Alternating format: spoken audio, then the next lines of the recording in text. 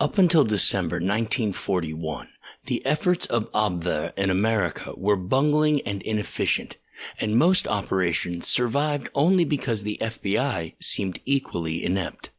But naturally, when Germany declared war on America in December 1941, hunting for Nazi spies became much more serious.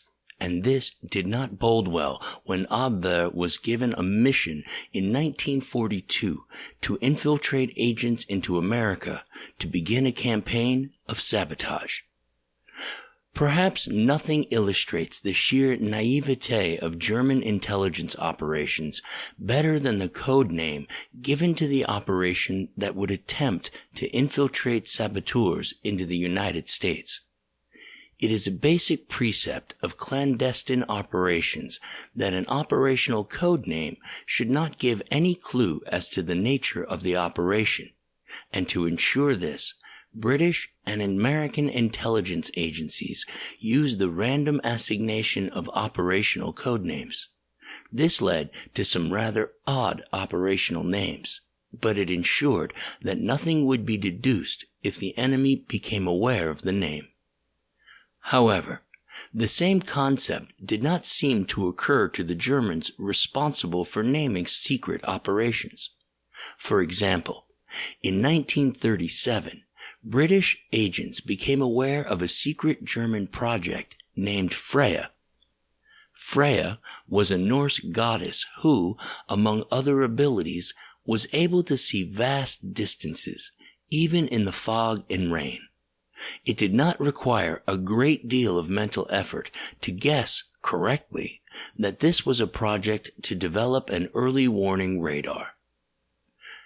Given this history, it should not be a complete surprise to learn that when Abwehr was tasked with creating an operation to send agents to conduct sabotage in America in 1942, they named it Operation Pastorius. In the late 1600s, Francis Daniel Pastorius founded Germantown, the first permanent German settlement in North America, in what is now Pennsylvania.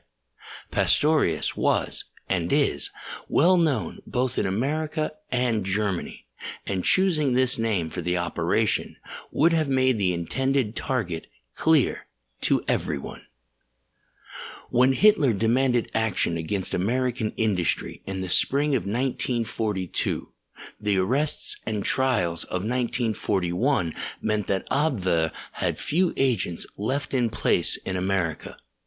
Canaris met with General Erwin von Leuhausen, head of Abwehr Section 2, to discuss Hitler's request, and the two men agreed that the only way to mount an effective operation would be to recruit new agents who could be landed on the East Coast. Lieutenant Walter Kappe, an officer working in Section 2 who had spent time living in America, was given the task of finding men suitable for the mission. He used, as a starting point, the files of the Deutsches Ausland Institut, an organization formed in 1917 to create favorable propaganda for Germany. After the end of World War I, it changed its function to focus on helping Germans wishing to emigrate, and it also maintained detailed files of German citizens who had spent time living abroad before returning to Germany. This was important because saboteurs chosen for Operation Pastorius would not only need to speak English, but also be familiar with American idioms and customs, which meant they would have ideally spent time living in America.